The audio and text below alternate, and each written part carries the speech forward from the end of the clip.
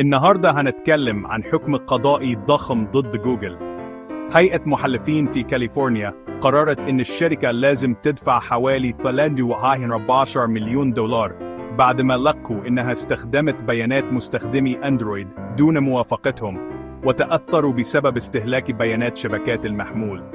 القضية بتبدأ من دعوى جماعية اتقدمت من مستخدمين قالوا إن هواتفهم كانت بتبعت بيانات في الخلفية حتى وهم مش بيستعملوا الجهاز، وده سبب استنزاف لباقة الإنترنت ومصاريف عليهم، والمحلفين شافوا إن ده استفادة جوجل على حساب المستخدمين.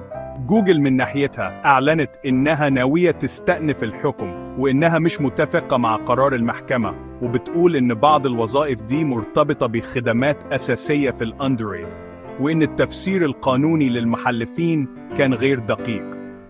ده واقع منطقي لأن القضايا اللي بتعلق بسياسات الخصوصية لجوجل عادة بتاخد سنين وبتنزل فيها مرافعات تقنية وقانونية معقدة.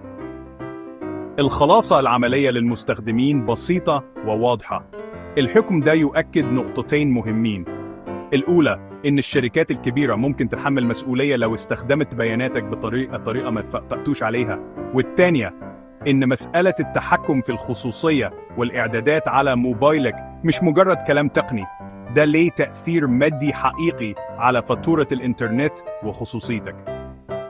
طيب، إيه اللي ممكن تعمله دلوقتي؟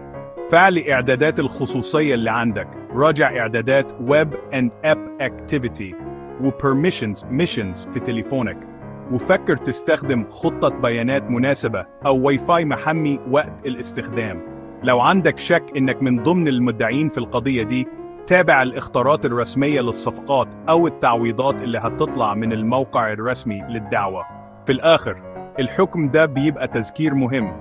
الرقابة القانونية ممكن تكون سلاح للمستخدم العادي قدام شركات بتجمع بيانات بكميات كبيرة، لكن الطريق قدام تطبيق التغييرات والحماية الشخصية لازم يكون شغلنا إحنا كأفراد، ووعي بسيط ممكن يوفر علينا فلوس ومشاكل كتير.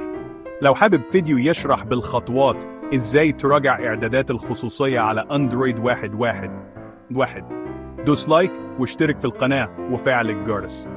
سيب رأيك في الكومنت. هل شايف إن التعويضات دي كفاية ولا المفروض في تغييرات تنظيمية أوسع؟